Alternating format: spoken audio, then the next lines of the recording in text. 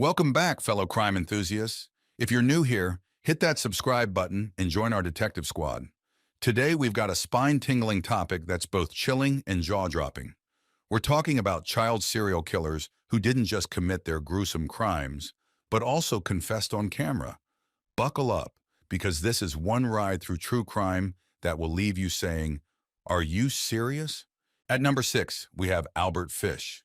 This one right here will send chills down your spine.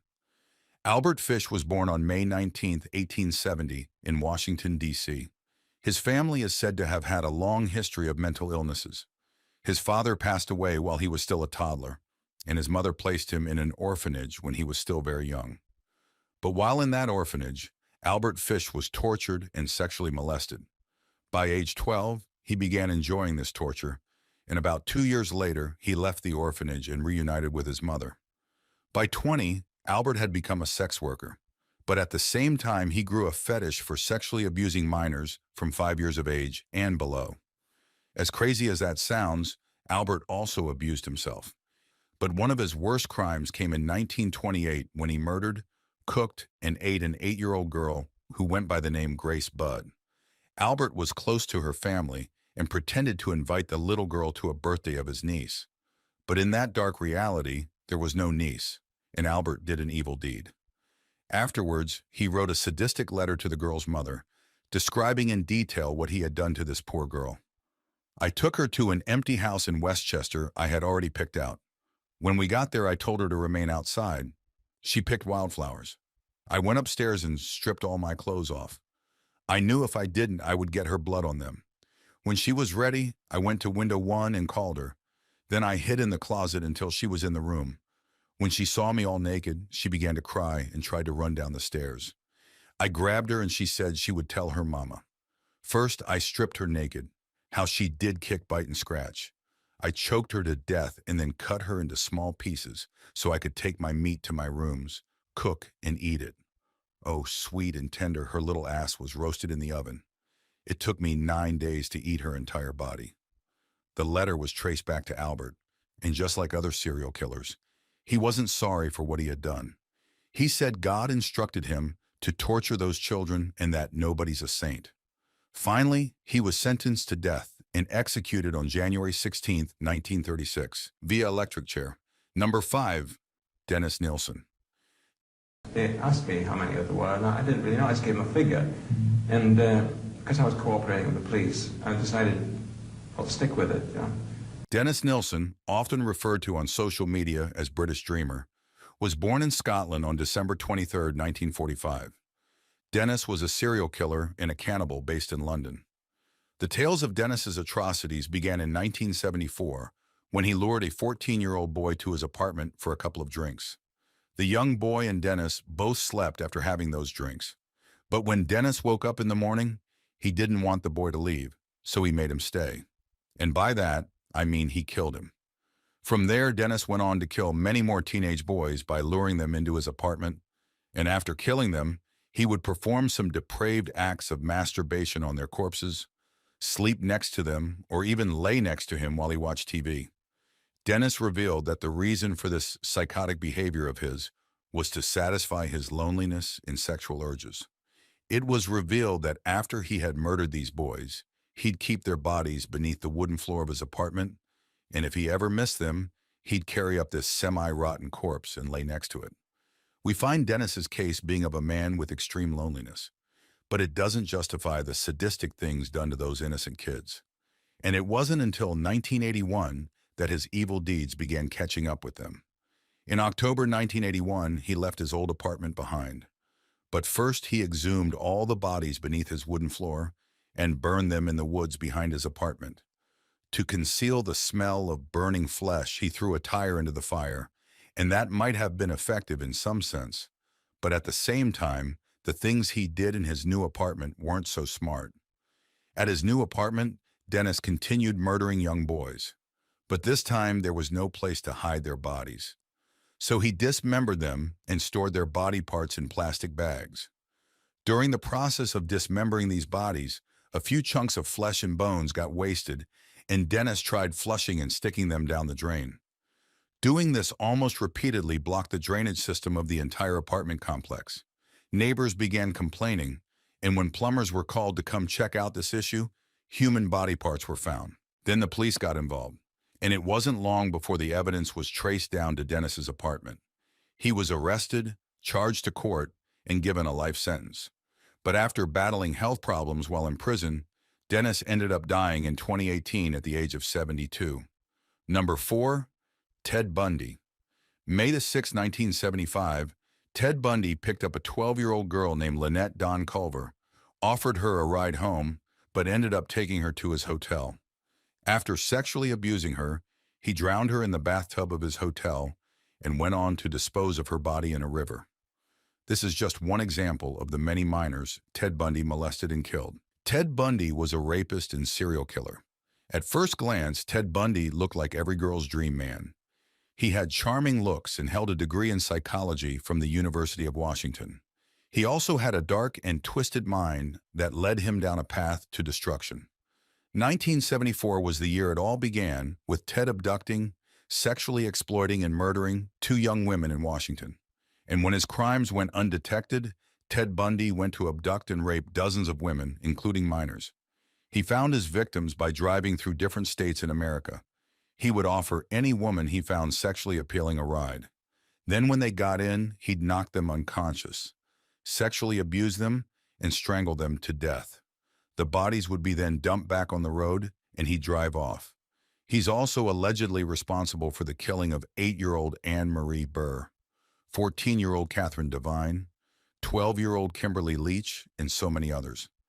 What baffled most people about Ted Bundy was how detailed he was when discussing how he murdered his victims for what he had done.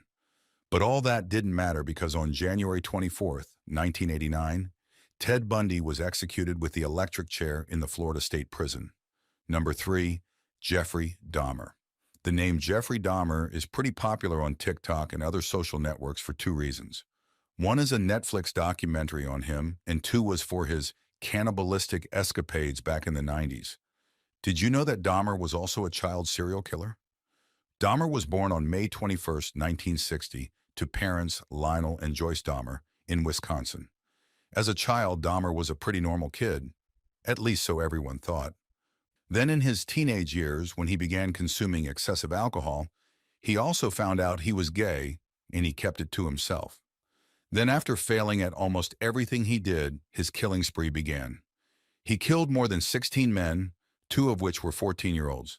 He lured him into his apartment, preyed on them, killed them, and dismembered their bodies. And as if that wasn't brutal enough, he went ahead and cooked body parts because it made him feel closer to the victims. Dahmer was in court until 1991, when one of his victims, Tracy Edwards, was able to escape and report him to the police. And on the inspection of his apartment, they found human parts in his fridge, drums of acid mixed with human body parts, along with the horrible stench that the investigators say smelled like death. But unlike some serial killers, Dahmer was reserved and wished he could pay back for his own crimes. And after standing trial, he was sentenced to 15 different life sentences. Sadly for him, during his time in prison, he was murdered by another inmate. And according to the story, Dahmer didn't fight back because he actually wanted to die. Number 2, Anthony Kirkland. Anthony Kirkland is referred to as an American monster, and you'll find out why in a minute. He was born in Fort Campbell, Kentucky on September 13, 1968. Shortly after he was born, he moved with his parents to Cincinnati, Ohio, where he spent the most part of his life. But in this very same town, Anthony Kirkland will end up killing and molesting at least 4 underage girls. Kirkland pleaded guilty to involuntary manslaughter and was sentenced to 10 to 25 years in prison. But after 18 years, he was released, and that's when the real trouble began. Kirkland was called a monster because of his lack of self-control. Between 1998 and 2003, he was placed in solitary confinement 21 times for disciplinary control. And in the last 9 months of his time in prison, he was sent to solitary 4 times for either breaking the rules or fighting other inmates. We all know what solitary confinement does to people, and for a man like Kirkland, it made him lose his mind. He went on a sexual abuse spree, killing 4 ladies between May 4th, 2006 and March 7th, 2009. But after killing his 4th victim, Esme Kenny, Kirkland was arrested near this scene because he was in possession of her watch and an iPod. But on August 28, 2018, a Hamilton County judge agreed with the jury's recommendation and sentenced Kirkland to death. As of right now, he's on death row at the Chillicothe Correctional Institution. And number 1, Javed Iqbal. Our story begins on October 8, 1956, in the bustling city of Lahore, Pakistan, where Javed Iqbal was born. Despite being the son of a prosperous businessman, Javed's life took a sinister turn, leading him to become one of the most infamous child serial killers in Pakistan's history. Javed's early life seemed ordinary, but lurking beneath the surface was a darkness that would eventually consume him. He became notorious for the brutal murders of at least 100 young boys in Lahore, a spree that shocked the nation and the world. His victims, aged between 6 and 16, were often orphans or destitute children wandering the streets, vulnerable and in need of care. He claimed to have been arrested on charges of sodomy, and on hearing the news his mom had a heart attack. So as a form of retaliation, he said he would make over 100 mothers feel pain the same way his mother felt it. In November 1999, Pakistan launched a nationwide manhunt for Iqbal. Javed Iqbal didn't wait to be caught. Instead, he turned himself in, writing a detailed confession to the police and a journalist. His letters described, with horrifying clarity, how he lured the boys, gained their trust by offering food and shelter, and then committed unspeakable acts of violence before dismembering their bodies. His confession was a macabre manifesto, outlining his crimes as a twisted form of vengeance against the police, whom he claimed had wronged him and his family. He was sentenced to death by hanging. The judge added that his body should be cut into 100 parts and dissolved in acid, the same thing he did to those poor boys. However, Iqbal ended up committing suicide in his prison cell before his execution. The full details of Javed Iqbal's heinous acts are too disturbing to recount here. However, his story serves as a grim reminder of how deeply trauma and resentment can twist the human psyche, leading to unimaginable acts of horror. Thanks for joining us on this harrowing exploration of Evil Unveiled. If you thought these crimes were chilling, remember to hit that like button, subscribe for more true crime tales, and turn on notifications so you never miss an update. Stay safe, stay curious, and always keep the lights on.